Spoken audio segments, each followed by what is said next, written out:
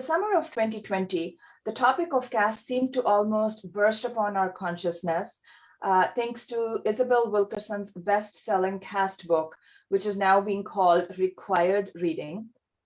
Secondly, the state of California filed a lawsuit against technology giant Cisco Systems, accusing them of supporting or at least not acting against caste discrimination among their employees. Conversations around caste now seem to pop up in mainstream settings in our schools, in our workplaces, book clubs, parent groups, neighborhood platforms.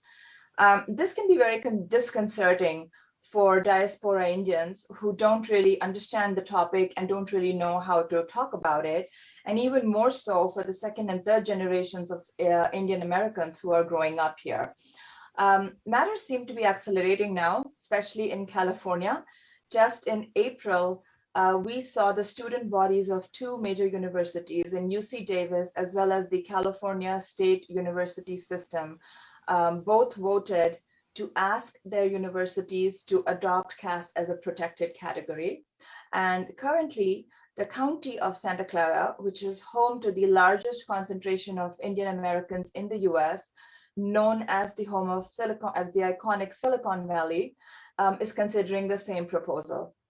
So with caste dominating conversations among the Indian diaspora these days, it's really critical for all of us to understand its history, its motivations, and the current players driving it. Caste may seem like a monolithic, linear, and unchallenged agreement. It may seem there's total consensus on this, especially in the hallowed halls of academia, which is why we are so excited today to be hosting Dr. Prakash Shah, a reader in culture and law at Queen Mary University of London. Dr. Shah studies the interlocking fields of law, culture, religion, caste, and migration. He is co-editor of the seminal book, Western Foundations of the Caste System. The book, which published in 2017, analyzes everything from ancient Indian history to modern British law to study how what we call the Indian caste system is really a construct of colonial rule and missionary encounters with India. Dr. Shah has authored the book Against Caste in British Law, a critical perspective on the caste discrimination provision in the Equality Act of 2010. He is also editor of the Routledge book series on cultural diversity and law and publishes regularly.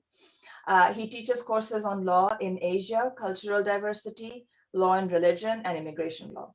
So we're very excited to have you here, Dr. Shah, and would love to hear from you on this very complex topic. Thank you, Pushpitaji. Hello to everybody, wherever you're listening from. And thank you very much to Kona, to Pushpitaji, and Nikunjji as well for your kind invitation to speak with you and spend some time with you and your audience. Of course, there is a bit of background here. I think Pushpitaji already covered some of the events of last summer and the publication of this book by Isabel Wilkerson. But more seriously, of course, you've got the impending litigation on caste discrimination in the California courts. And of course, we don't know what kind of direction it's going to take, and we can hypothesize in many different ways. But really, I've tried to use that as a kind of point of departure for my talk today, and to try to provide some kind of background to the way in which things seem to be panning out in California. But the background is quite a broad one, and you can see that I've titled the talk "The Promiscuity of Anti-Caste Activism." Now, of course, that could be read to imply that there's some sort of, scandalous activity going on. Yes, we got feedback on the title. Among the anti-caste activists, and sometimes it's probably good to produce this kind of title to attract an audience, because something salacious might be in the air. But of course, that's not exactly what I was intending to cover in my talk. So please don't expect any titillating details of of the activities of anti-caste activists. But of course, it begs the question, and you would be correct to ask the question: what do I mean by anti-caste, the promiscuity of the anti-caste activism, right? When I'm using the word promiscuity, I mean the term to be taken in at least one of two ways. The first sense in which I'm trying to draw attention to the way in which the anti-caste activism is working today is what I'm calling jurisdictional promiscuity. And by that, basically, what I mean is that when you look at the motley group of people who are trying to organize some kind of activism, including litigation and other forms of sort of legal interventions, and, political interventions, and so on, with respect to caste discrimination in particular, you will see them operating not just in one jurisdiction. And one of the things I've realized during my studies over the last 6 odd years with respect to the issue of caste and caste system is that well before I was aware of it, actually, there was already an ongoing kind of campaign in the United Nations organs, and in particular the Committee on the Elimination of Racial Discrimination at the United Nations level, which is the supervising body or authority which monitors the compliance with the Convention on the Elimination of Racial Discrimination, which is a United Nations convention dating back from 1965. And particularly within that body, you see that it's taken an increasing interest in caste discrimination issues, particularly from the mid-1990s. And what's remarkable is that it's being tried, although that convention actually doesn't have a specific mention of caste. And in fact, when the convention was drafted, there was a particular indication, particularly from the Indian side, from the side of the Indian government or state, that the convention is not meant to cover caste and caste discrimination. I'm sorry to interrupt for a second. Could you raise your, speak a little louder? Some people are asking for that. Yes, of course. Yeah. So the convention was not meant to cover caste discrimination, at least as far as the Indian authorities were concerned when they were drafting the convention. And the convention does contain a provision on dissent discrimination. And since the mid-1990s, there's been an effort within the Committee on the Elimination of Racial Discrimination to push for dissent to extend to caste discrimination, right? Now, that pressure has got more intense as time has gone on. And also other United Nations human rights organs have increasingly paid attention to caste discrimination as well. So it's moved beyond that individual committee towards other human rights bodies, of which there are plenty in the United Nations already. Yes. And they have devoted an increasing amount of attention to monitoring issues of caste discrimination. And they try to bring it under all kinds of different legal provisions, right, which relate to different international treaties, relevant international treaties at UN level. So that's one dimension. But within that United Nations thing, one thing we have to be conscious of is that from the mid-2000s, what's happened is that there's been an attention given to developments in the diaspora. And the diaspora, by diaspora, I mean here the Indian diaspora, right? So wherever there are pockets of Indians living abroad, in fact, there was an initiative within the Committee on the Elimination of Racial Discrimination to increasingly start to monitor that. And the first mention of that, or the first hint of that, is given in a special report that was done on behalf of the committee in 2004, and things have developed since that time. So there's been the further discussions in 2005 and so on. And so that since that period, in particular, the Indian diaspora, the Indians living abroad, both in the United Kingdom and the United States, was specifically mentioned in the reports that were coming out during that time. And so all this has been happening for something like 16 odd years at least, right? 16, perhaps 17 years. And of course, most people have not really been conscious of this, because unless you are a follower of the very arcane discussions that happen in the United Nations human rights level, you won't have heard about it. But what's interesting is that now we've had litigation on caste discrimination, both in the United Kingdom and in California. We've also had this parallel move to pass legislation in the United Kingdom, which still exists on the statute book, actually, except that the government in the United Kingdom have said that we don't want to recognize caste as an aspect of race within our anti-discrimination law, because we think that the existing case law already does the job, right? So we have case law in the United Kingdom already, which recognizes the ability of somebody to bring an action under the anti-discrimination law for caste discrimination, right? Now, when the government decided not to press on with implementing the legislation, so they were in a kind of limbo situation right now, where the legislation is still on the statute book but hasn't been implemented, because on the ostensible ground that the case law already covers the protection for caste discrimination. Anti-caste activists who are very active in the United Kingdom in getting all this done have firstly become very disappointed because they were not satisfied with the case law. But what's happened as a consequence is that the focus seems to have shifted to the United States. Yes. Right. So you see a step-by-step movement from the United Nations to the UK to the now, of course, California, right? Not the whole of the United States, but you also have, on the one hand, activism going on within university circles, right? Yes. Student circles, perhaps some academics and so on who are involved in getting equality policies amended to ensure that caste is reflected in them.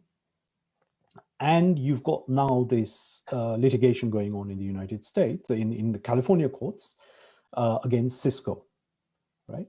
Cisco Systems. Yes. Where somebody has been accused of caste discrimination. And in fact, the state authorities have taken it upon themselves to bring an action for caste discrimination, right? So it's not an individual action, but it's actually led by state and that is what is disturbing, because we see these threads where, like you pointed out, and most of us were unaware of what was going on in the United Nations. Some of you obviously in UK knew what was going on in UK, but it's very important to understand these threads as they come from across all these organizations. Yeah. So on the one hand, I suppose what I'm trying to outline is that there is this jurisdictional promiscuity. So the second sense in which I'm using the term promiscuity is conceptual promiscuity, right? When you look at the litigation in the United Kingdom, and particularly when you look at the litigation in the California courts, which is going on right now, you notice they're actually, what they're trying to say is that, of course, the relevant legislation doesn't cover caste discrimination, but they say, well, nevertheless, the California Code already has a reference to ancestry, race, color discrimination, religious discrimination, and ethnicity, national origin discrimination. And the claim is from the Department for Fair Employment and Housing is that any of these grounds extends to caste discrimination, right? So if the court can grab any one of them, they can use it as a ground for saying that the existing law already covers caste discrimination, right? And we've had similar sort of arguments in the United Kingdom, because actually the case law got passed despite of the legislation not being implemented, right? So what they did was the courts actually grabbed a provision on ethnicity, which is part of race, to say, well, ethnicity extends to caste discrimination as well. And that's how we've got our case law on caste discrimination. And I see the Californians have also got a similar provision on ethnicity. And it would be interesting I've not seen a specific mention of the UK case law in the I haven't arguments seen it before the either. California courts, but we'll see what happens.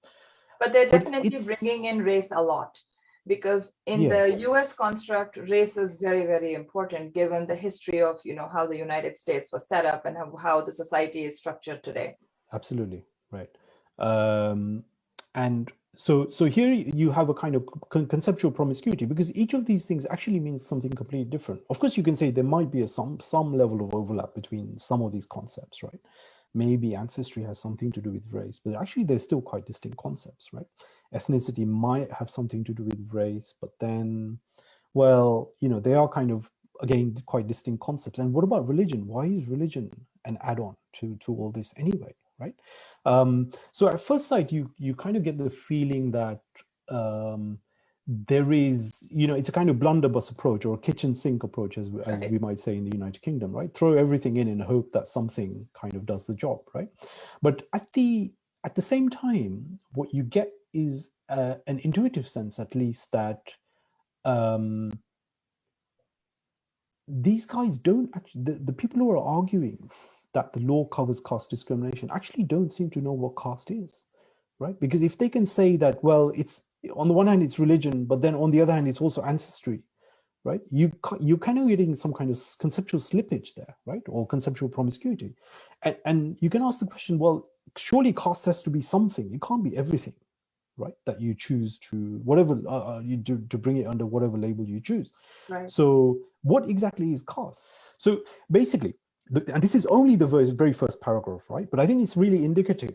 And this is part of my argument, is that the anti-caste activists, in the way that they're being promiscuous conceptually, and in the way they also put their arguments, if you look closely enough, you realize that they don't know what caste is, or they don't know what the caste system is, right? In other words, the claim here is quite strong, right? They lack knowledge of the very thing that they are trying to bring to the attention of the public and to the legal system, right? That's my claim, that they don't know what they are talking about, right? They know not of what they speak. Right. And so when you look at the first paragraph, for example, they will say, oh, the case is being brought by an anonymized person called John Doe, who is a Dalit Indian. And he belongs to a group of people known formally as untouchables. And they are the most disadvantaged people under India's century-old caste system. Now, at that point, there is a footnote number 2. Now, the footnote number 2 refers to the entry on caste in the Encyclopedia Britannica, right? Now, if you look closely at the Encyclopedia Britannica entry, what it says is that theoretically, these untouchables, or Panchamas, or Harijans, or Dalits, like, makes all of those concepts equal to each other, basically. It says that theoretically, this group of people falls outside of the caste system, right? Theoretically, they're not part of it. Right. But if you look at the paragraph, right, after which you get this footnote to the Encyclopedia Britannica, it says that they are the most disadvantaged people under India's centuries-old caste system. So on the one hand, the plaintiffs want to have us believe that they are ranked under the caste system. There's some sort of ranking that operates under the caste system, and they are let's say, the 5th class, right? But the reference to which they provide justification for the claim actually argues something different. It says that these guys, strictly speaking, they fall outside of the caste system. So the question is there oppression, which is also claimed in the same paragraph, a result of being part of the caste system or outside of the caste system? Yes. Right? Very next sentence, it says, as a strict Hindu social and religious hierarchy, right? Now, that's specific. It says it's a strict Hindu social and religious hierarchy. If you go back to the Encyclopedia Britannica entry, it says, well, caste is most visible among Hindus, but it also exists among all the various stated religious Yes. groups, right? Yeah. Christians, Muslims, Sikhs, and so on and so forth, right? So on the one hand, it's a strict Hindu social and religious hierarchy, but on the other hand, all kinds of other people, right, non-Hindus, also seem to be coming under the caste system, or at least practice some kind of caste, whatever, distinctions and so on. So again, you have this kind of contradictory thing. On the one hand, it's a Hindu thing. On the other hand, other people have it or do it as well, right? And so on and so on and so forth, right? The same paragraph says, at the bottom of the Indian hierarchy, again, you get this kind of claim that it's actually at the bottom of the hierarchy rather than outside of it, is the Dalit, typically the darkest complexion caste. Yeah. Right. So here there is an attempt, obviously, to ensure that the claim is linked to the legislation in California, because they want to say that caste has got something to do with color. Right? Yeah, they want to So bring in colorism, which is one of the yes. fault lines in the US society, probably not as much in UK, which is why they didn't play it up. But in the US, this is one of the major fault lines. Yeah. And, we actually at Kona, we went through this lawsuit in great detail, and we kind of outlined some of the ridiculousness of the statements that you're pointing out, not from a legal perspective, but even just from a, just a, like common sense perspective. It just doesn't make sense. And I think one of the interesting statements you have made in the past at a global level is how caste is a hard term to really legally define as a legally definable, repeatable term. So I just wanted to briefly, without going into too much detail, just let you know, or just update you on something which is still a work in progress, actually. But just to brief you on my findings so far with respect to what I've been seeing.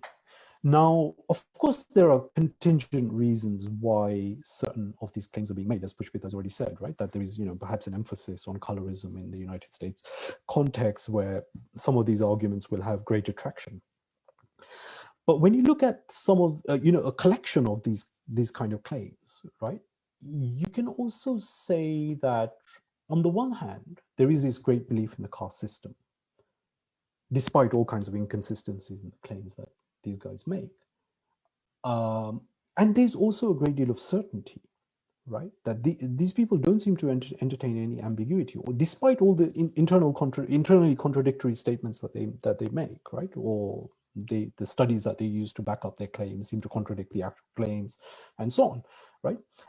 There is a kind of determination that there is a caste system, and this case is really an indication of of the existence of caste discrimination and so on. And you see it not just in the Department of Fair Employment and Housing, but there's also submitted a parallel amicus curiae brief by the Ambedkar International Center in the United States as well, where you see a similar kind of attitude. And they make claims like, oh, the chief perpetrator of the discrimination is doing what he's doing because he's a Brahmin. Right. Now, as though they are somehow privy to the facts that none of us other people, ordinary people, seem to be, right? But they know that this discrimination is happening because one of the perpetrators, in fact, both of the perpetrators in individual name, they've both been named in the department's brief, are Brahmin, and therefore it's completely plausible that this is a form of caste discrimination. So the claim goes, right? So you have these kinds of statements, right? But the underlying point that I'm trying to make is that there is a kind of certainty there. Now, one of the things I thought to do, I'm researching all kinds of things on caste as I go along, and I happened to stumble upon the census reports from 1871, and there's so many of them that I haven't actually personally read all of them, but I've started to go through them, and I've been going through the Madras city report, census report from 1871, and also the Madras presidency report, which covers a much wider area, geographical area, right, around Madras. Today's Chennai, yes, and Tamil Nadu, roughly, approximately, and it makes for fascinating reading.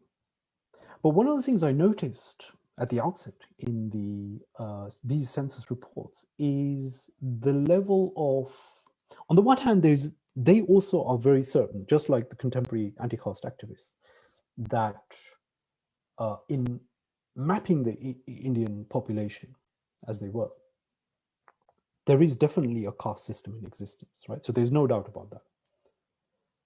But then immediately in the following paragraphs or sentences, you see claims which extremely modest, like we really don't understand what this caste system is about.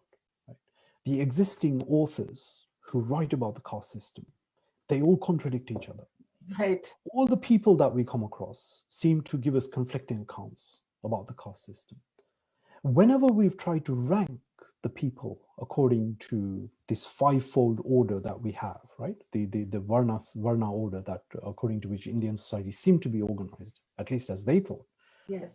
One of the things they kept getting is representations from different people from different jatis or castes, right? Saying to them, you know, we're really upset that you're planning to rank us below somebody else. You know, actually, we're much higher ranked than, you know, all the other competing castes. So, you know, we're going to object to what you're trying to do. Ultimately, what the report writers did is to say, actually, we've abandoned our attempt to rank these castes altogether, right? We can't actually fit them, and we don't know where they would go anyway, right? So we're just going to give you a list of castes. But even those census report writers are doing contradictory things, because they keep claiming that there's a certain group of people who are low caste, right? And these people are lower than them and so on. Right. But at the same time, they really try to avoid ranking people within the fourfold Varna order. Okay. Or fivefold, right? Because you've got the Panchamas as well. The outcasts, right? And then, of course, you've got the tribals and so on. So immediately you start to apply this alleged fivefold order, and it starts to break down. Right. So perhaps wisely, you can say that the census commissioners actually stayed away from the ranking exercise altogether and simply gave lists of people. Right? Okay. And then, of course, you've got a couple of very interesting things that I just want to mention. One of the things you see is that the Brahmins are mentioned quite frequently, right? In fact, there are whole passages, there are whole sections on the Brahmins. In the census reports? Yeah, in the census reports. Okay. And one of the things that comes through is that there is a real acknowledgement that the Brahmins are the most educated and the most intelligent of all the groups that these guys are coming across. And I'm sure that's meant quite sincerely. However, in the very next breath, they try to cast aspersions on the Brahmins at the same time, right? They say, oh, well, you know, actually these people don't seem to be very sincere, or they've never done a hard day's work in their life. And then of course, you've got the insistence that Brahmins are priests. They can't be anything else. Okay. If you look at the Madras presidency census, what you find is that most of the Brahmins are not working as priests at all. They're actually working, they're actually landowners, right? So at the same time, they want, at one time, on the one hand, they want to insist that this is a priestly class, but on the other hand, they have to recognize that in terms of occupation, these people are not actually functioning as priests. In fact, the reports acknowledge that most of the people that they're describing have left their traditional occupations, or at least that's what they think, right? So at the time, in 1871, when the Madras presidency and the Madras city reports and census reports, that's about 150 years ago. Right. Census commissioners are telling us that most of these people have left their traditional occupations. But now, what does that tell you? Categorizing them underneath it. Yeah. Yeah. They still insist on saying, oh, this is a fisherman, and this is a priest, and this is what have you. But actually, at the same time, they have to acknowledge that most of these people are not doing the work that we think they ought to be doing. Right? And of course, underpinning all this is that the claim that there is a caste system, right? So the certainty is there that there is a caste system, but that, in the case of the census commissioners, is also accompanied by a certain level of modesty, right? Which today's anti-caste activists, and this is really my point, don't seem to have, right? Today's anti-caste activists are just as inconsistent, if not more, than the census commissioners, right? But today's anti-caste activists are far less modest in the way in which they start to make claims about Indian society and culture. Mm-hmm. Now, I wanted to tell you some things, perhaps there isn't that much time, but you see, you can actually rewind the clock back even further, a few decades further back, than the 1871 census exercise, which was the first major census exercise in India, right? I mean, there had been other censuses going on since the early 19th century, right? At least, in fact, even before then. But this was, if you like, the most comprehensive attempt at a census exercise, which then actually continued every 10 years until 1931, by which time it was completely. Which is the last caste census. Which is the last one, yeah. So there's a massive amount of information, and you know, it's in terms of an archive, you've got a huge amount of material to work with, right? So it's just the kind of tip of the iceberg that I'm mentioning here. But once you start to read this, you realize the level of inconsistency, right, in all of these, you know, alleged findings that they're making about the Indian society and culture, and of course the caste system.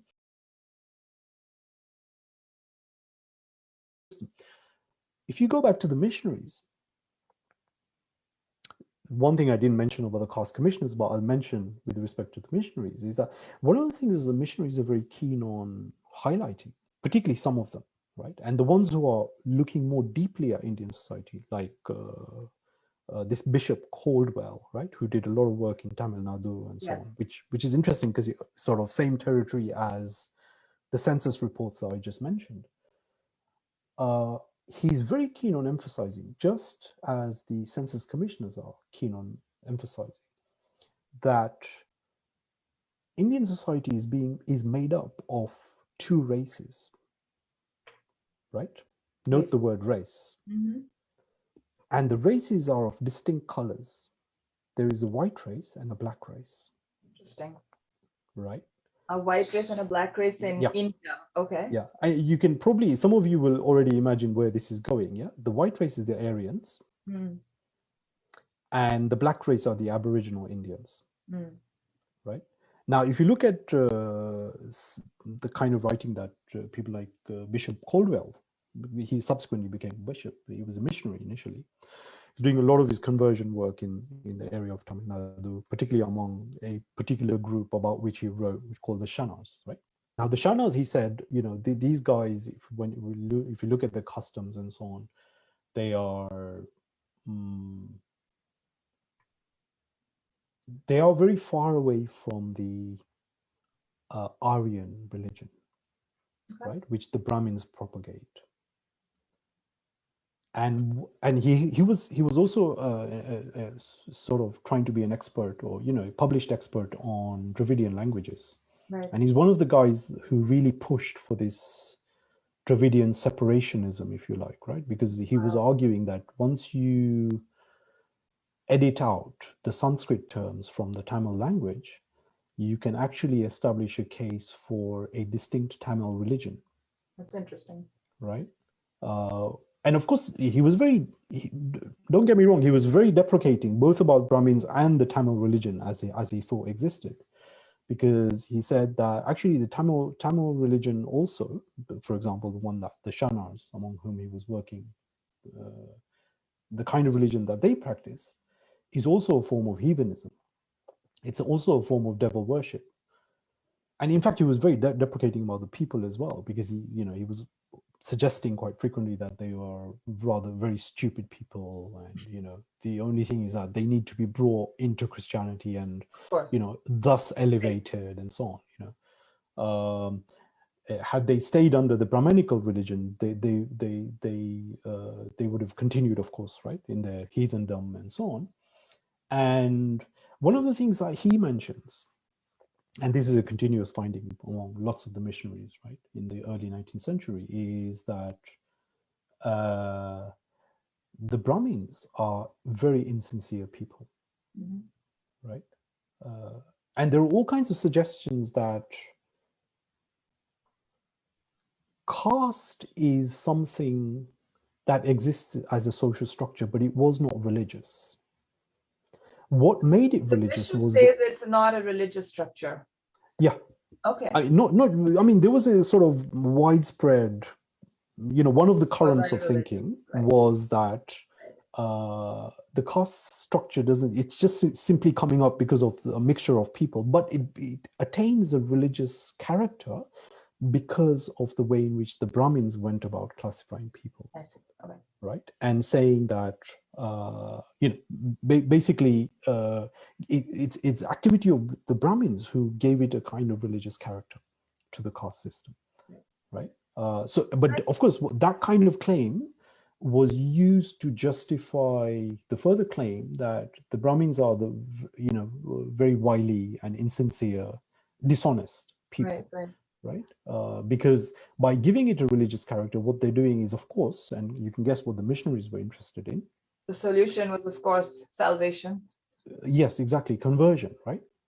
And the missionaries were really tearing their hair out because they really saw the caste system as underpinned by Brahminical activity as the main barrier against their conversion activities. And there's almost a kind of consensus among the missionaries, right, with respect to that. Sometimes what they managed to do in a few cases is that they managed to convert a whole group of people because they all belong to the same jati, right? So in those instances, they thought, wow, this is brilliant. If you convert one, you can't convert all of them.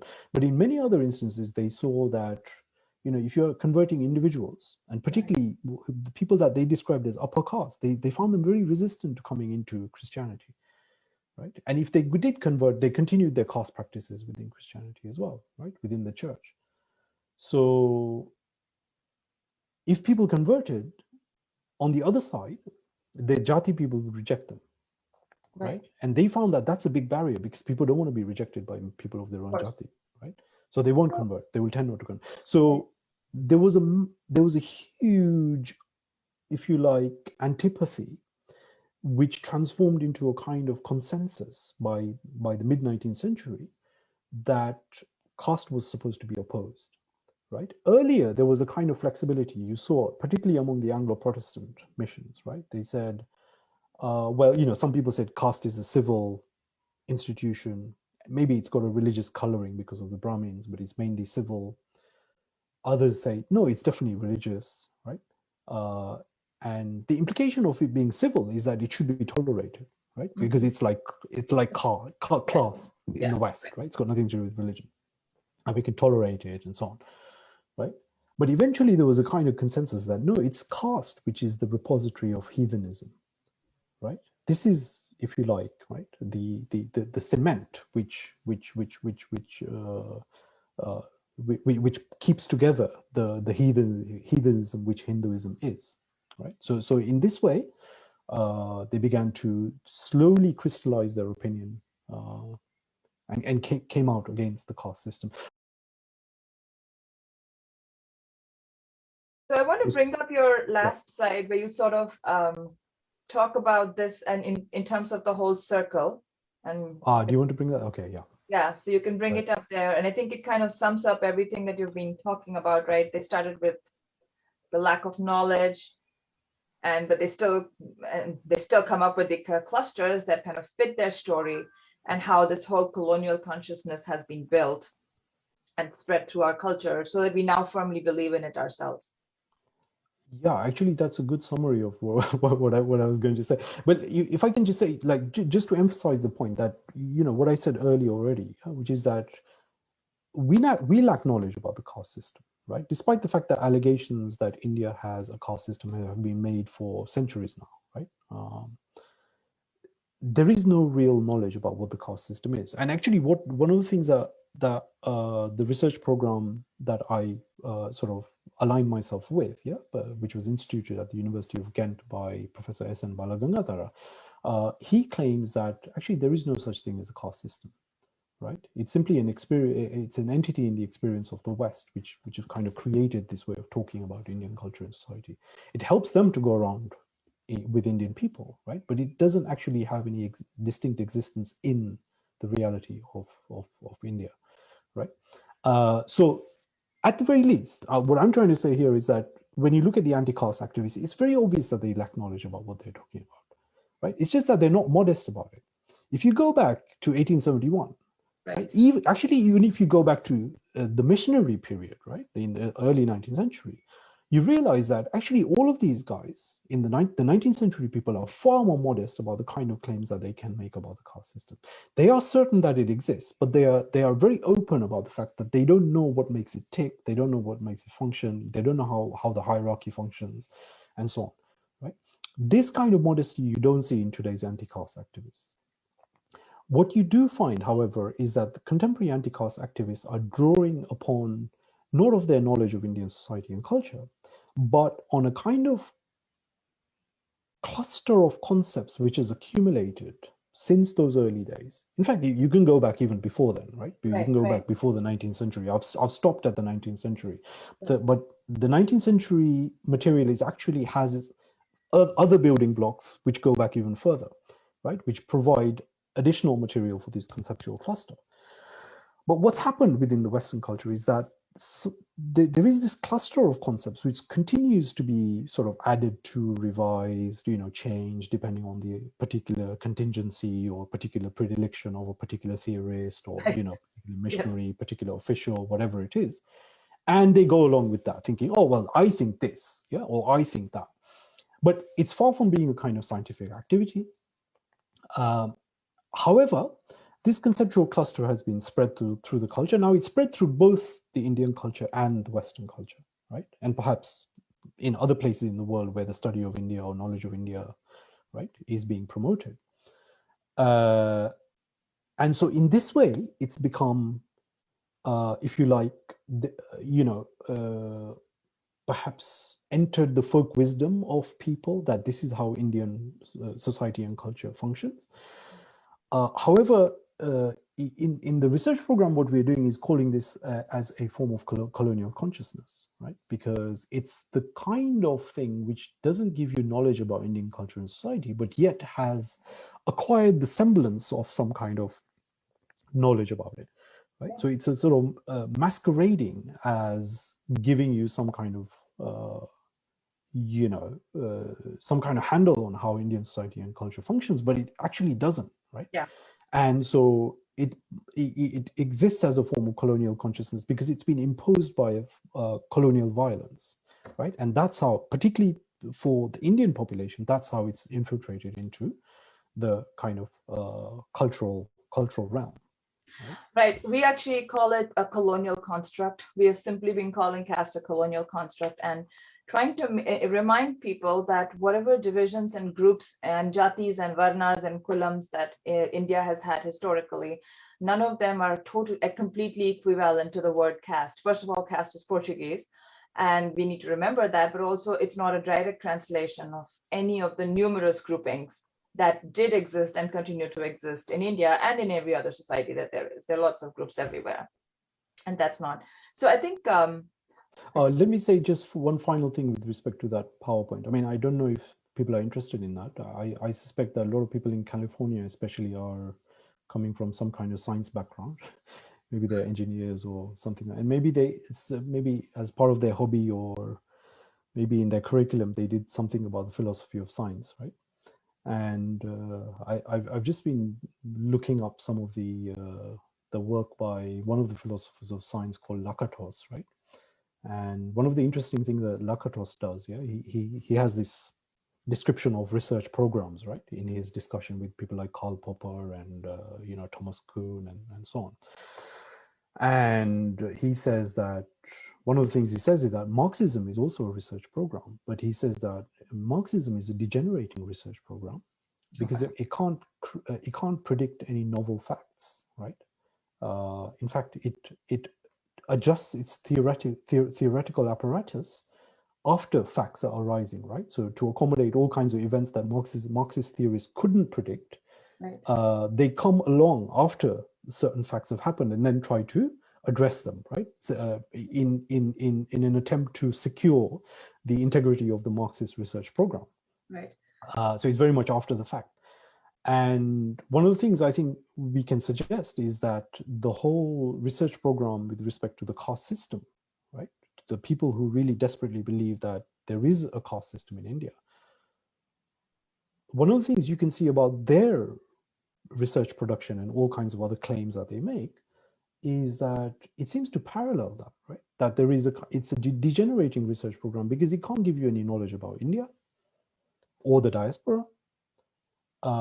It can't predict for you anything about how, something is going to happen within Indian society and culture, including, Indians abroad. But yet it continues to function, right? It continues to have a certain level of appeal or popularity among these activists. A lot of academics, as you mentioned, Pushpitaji, earlier, and yet it's not producing any knowledge about it.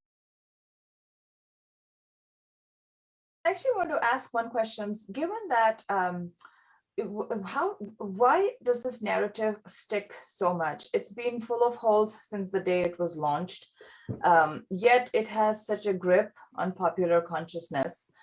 What's your take on that? I think one of the problems, at least the way I'm trying to address it right now, today, is that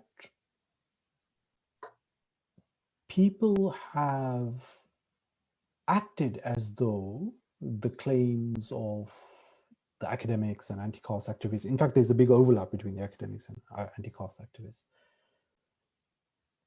represent some kind of knowledge about our culture.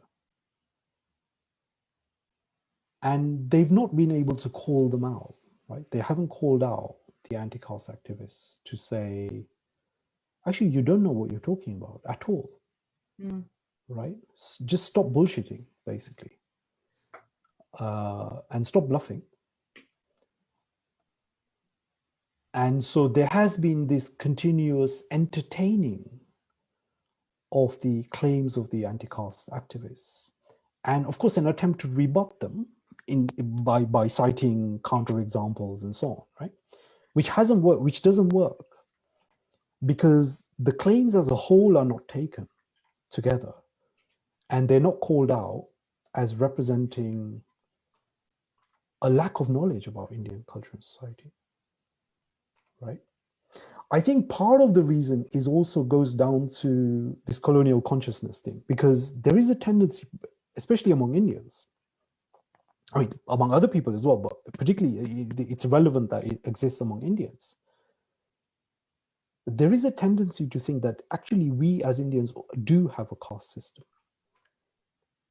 right? So it's not just a complete disagreement with the anti-caste activists. Actually, there is a certain common ground which both those who might oppose the litigation, the kind of litigation that's taking place in California, and those who are promoting that litigation share. There is a kind of shared common ground. And I think that shared common ground is the colonial consciousness, which gives traction to the kind of ideas that the anti-caste activists want to promote. Interesting. Now, the other concept that comes up a lot is repeatedly assertions that there is some sort of spiritual sanction for caste. Is that a topic you've researched? What are your thoughts on that?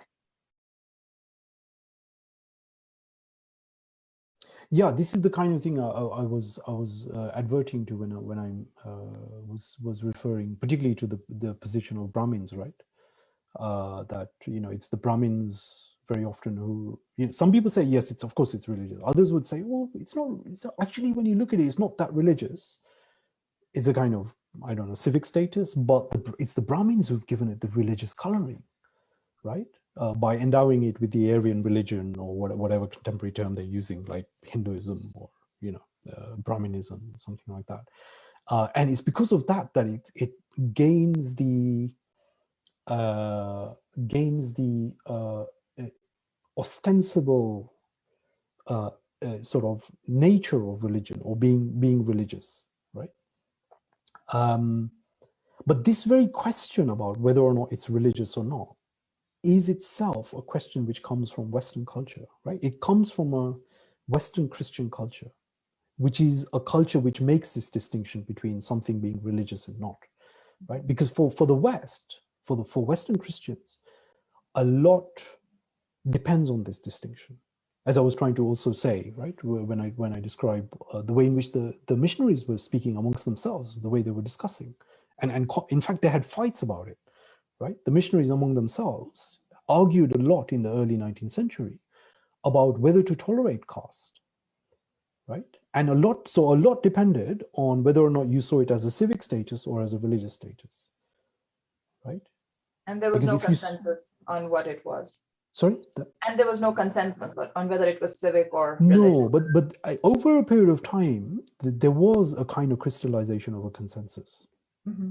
You know, I mean, there were some dissenting groups always, right? Who wanted to say, well, no, actually, it's really, you know, it's really a civil thing or whatever. You know, particularly some of the Lutheran missions, right, or missionaries, they were adamant that actually, you know, the caste is a civic status. The early Catholic writing on India is also saying something very similar, right?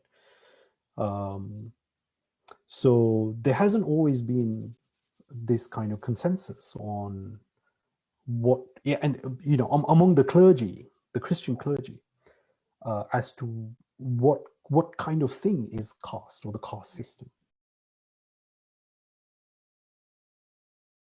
I think switching gears to, you know, we've been talking about caste in the colonial concept, in the colonial times, but it is part of the Indian Constitution today. So the question is, could you reflect on how the Indian Constitution interprets caste? Is there any other legal doctrine that is proposed as a better way of dealing with this term?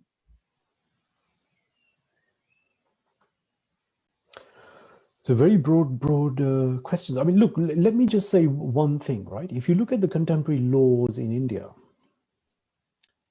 they're not anti-discrimination laws, actually. Compared to what we have in Britain or California, I haven't mentioned Mauritius. In fact, the very first, I didn't know this until very recently, the very first anti-discrimination law, which carries caste as one of the grounds, exists in Mauritius. And in the Gibraltar Constitution also, which was drafted sometime around the 2000s, they also managed to put in caste, right? Gibraltar is basically a British colony, right, in the Mediterranean. But apart from that, Britain and the United States, they all seem to have an anti-discrimination law focus. That doesn't exist in India. In India, what you have is a variety of other kinds of legal measures, right? They all depend in some way or another on the kind of colonial consciousness that I'm describing, right? So it's people have to accept that there is a caste system, that it is discriminatory, that the Brahmins are at the top of it, and it's the Brahmins who institute the whole system. All of that, these kind of colonial Christian ideas are basically at the root of what the Indians have instituted, I think. So you have the reservation system on the one hand, which is something that comes up in the Cisco litigation, mind you, right? It's very interesting because one of the claims is that somebody who's benefited from the reservation system in India, let's say at an IIT or IIM, whatever, should be able to keep that fact covert once they move to employment in California. Because if you expose the fact that somebody's been a beneficiary of a reservation scheme in one of the universities or institutes in India, while you're in California, you're exposing them to discrimination. That's the basis of the claim in the Cisco case. Yes. Now, we can discuss this, right? You can open up and say, well, actually, you know, everybody's got a right to know, I've got a right to know if my colleague is a beneficiary of a reservation in India, because I don't know what kind of qualification he has or under what terms he was admitted to the program into which he was. Does this institution use a differential method of grading him or her?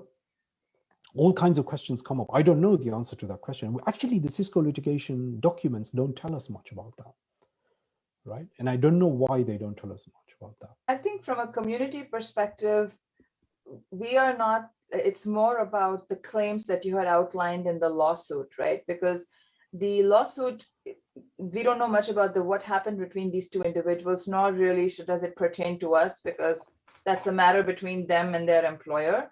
And, you know, we certainly hope that if there was any unfair behavior on any part, that it was addressed or will get addressed. But the issue is to then take that one allegation, and let's remember it's an allegation, and in both UK, US, and India, there is a presumption that you are innocent until you're proven guilty. So this one allegation should not count as guilt, either for the individual, but certainly not for the community from which this individual is derived. And I think that fundamentally to me is the very disturbing part of that lawsuit, was whatever happened between those individuals, why was it then projected onto the vast community as being emblematic of something that everybody does? Yeah, well, that's a different kind of point you're raising. What I'm trying to say is that let's assume the Department of Fair Employment and Housing claim is true. If you accept that it has something, and that the facts outlined in it are somewhere, there's an element of truth in them, you can still ask the question in rebuttal or in refutation, what is the problem with somebody knowing that you've been the beneficiary of a reservations scheme or system back in your home country? What is the issue? Yeah. What's your problem with that? Okay. Because that's a fact. It's a fact. Everybody knows that in India these kind of schemes operate. Do you want all of us to turn a blind eye to them and say, "Oh no, everybody gets treated the same in all universities in India"? Well, that's crap, isn't it? Right. Okay, so with respect, of course, the other major piece of legislation you have, there are so many different pieces of legislation in India to do with caste. I mean, one of my colleagues, Sufia Patan, she's currently working on, if you do an intercaste marriage, you get paid. Yes. Virtually all states in India have that kind. Yes. Why is that? Why is it that if I marry somebody from a different caste, I get paid money? Yeah. This is the most ridiculous kind of law that you can ever imagine. But the Indians have it. Right. Like, as you worked on your book, the seminar, what was something that either surprised you or that you want readers to take away from it? Because obviously it's a deep book, it has a lot, but what are some of the highlights that would help all of us? You want me to summarize the I would urge, I mean, those of you who are quite serious about going deeper into this problem of the caste system, I would urge you to really seriously read that rather than just listening to my talk. And I've actually done talks where I actually give more extensive summaries of the book, and you can find them online. I think one of the things the book does is to enable you to see, and actually it's in the title of the book, right? That the caste system idea, the book is not very well titled, I have to admit. It's the idea of the caste system, which has a Western foundation, right? And were it not for that Western foundation, we would not be talking about the caste system at all. Right? Indians themselves would not have generated the idea of a caste system if left to themselves, if they were not, colonized or something like that. They wouldn't have generated this idea, right? And when they would have encountered the West, if the West, assuming the West would have generated it, they would have combated them, right? And said that, no, this doesn't actually tell us anything about our own society, right? So I think for us to understand the depth to which this idea actually belongs to the West and not to India, I would urge people to really have a look at the book. Okay.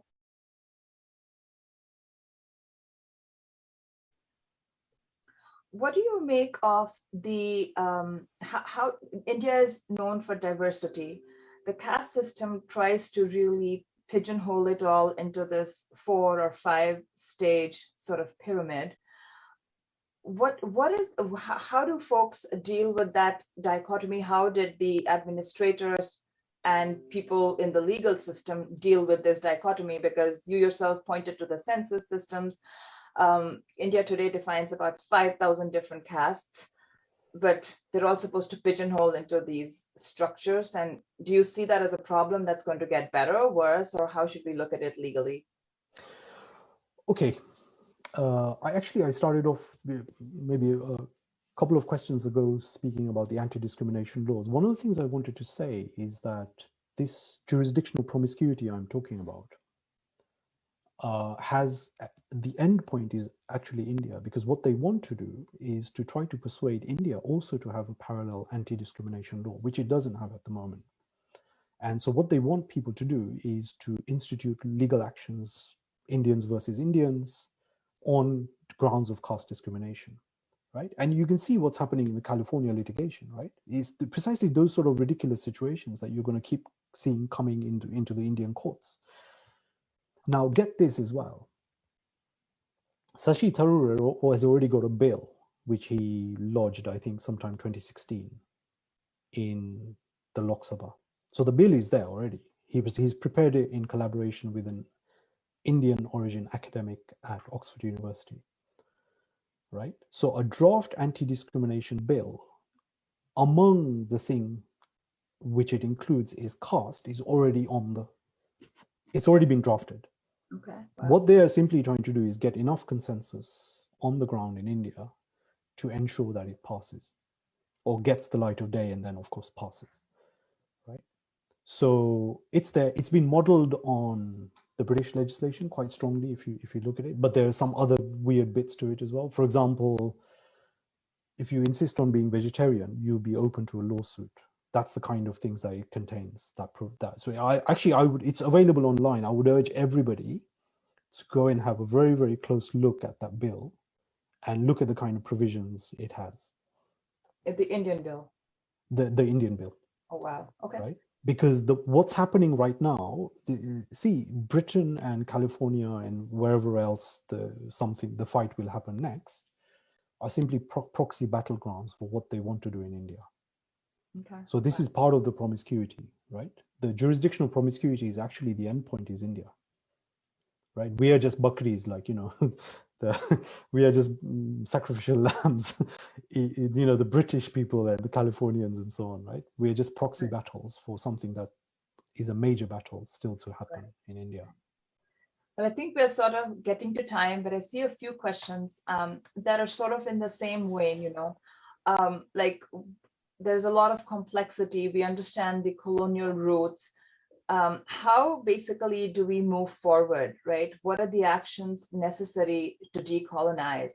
How do we change the mindset?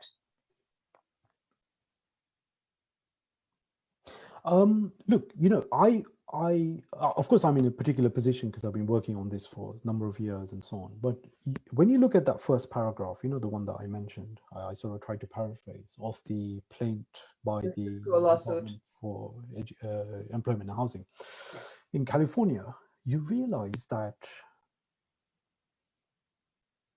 there are so many internal inconsistencies. Just if you look at that paragraph, you don't have to be an expert in caste or whatever. Just look at it and try to think, what are these people trying to say? And you realize the number of inconsistencies that they've got, which actually tells you that there is no knowledge behind these claims. And so the chief thing that I would say is that wherever you get these kind of claims, have a look at their knowledge value. Can they be sustained as knowledge claims?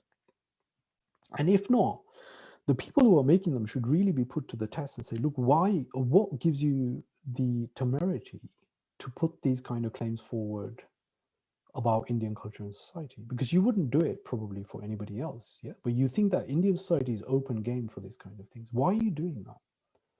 Right? And I would like to see Indians, both in India and abroad as well, far more outrage at the kind of rubbish that's being talked about their Indian culture, their society and culture. Right? Why doesn't that happen? Why isn't there more outrage about this kind of things? But the key thing is is to stop pretending that these kind of claims offer us any kind of knowledge, right? And don't concede. I think Indians are conceding far too much ground and accepting that there must be something, like kuch to hoga, like, if somebody is saying kuch to hoga, right. But you're not actually seriously scrutinizing the kind of kuch to hoga claims. Mm-hmm. Right? So let's have a proper scrutiny of them and try to understand what exactly is at the bottom of these kinds of things. Right? So it's obviously very challenging because A, we feel kuch to hoga, but B, there is also this strong prevailing narrative that has been around for over a century or more now. So which is why I think the work of academics like yourself and the Ghent School is so valuable, because it sort of gives us some of the answers and some of the rigor through which we need to approach and think about and learn about these topics. And then basically take the next step of, like you said, challenging some of the obviously false claims that get made. Yeah. Yeah, and the tragedy, I mean, look, I'm very, very much sympathetic with people who feel sort of tied in and, they're hemmed in and they don't really know what to do and so on. Because one of the tragedies is that my fellow professional academics are part of the problem, right? Those people who should actually be endeavoring to try to produce knowledge about whatever they're speaking are actually doing the opposite. They're trying to pull the wool over people's eyes by producing all kinds of rubbish in the guise of knowledge, right? On the pretext that they're producing knowledge. And that's wrong. That's just a moral wrong, I think. Yeah. I guess the other problem is there is a lot of conflict. There is a lot of discrimination. India is a poor country. At the end of it, there is desperate fights for resources. So, we all want to do good and we want to make sure that injustice is not enhanced. So a lot of times that injustice or class struggles get wrapped up in a caste wrapper, and it becomes hard to parse the two apart. Yes, I mean, I probably, I'll avoid commenting on that. Yeah. Perfectly. Well, thank you very much. This was a very enlightening talk. A lot for all of us to learn, research, and think about. So really appreciate you taking the time to join us today. It's been a very learning experience for myself, and I hope for our audience as well. Thank you. Yeah. Namaste.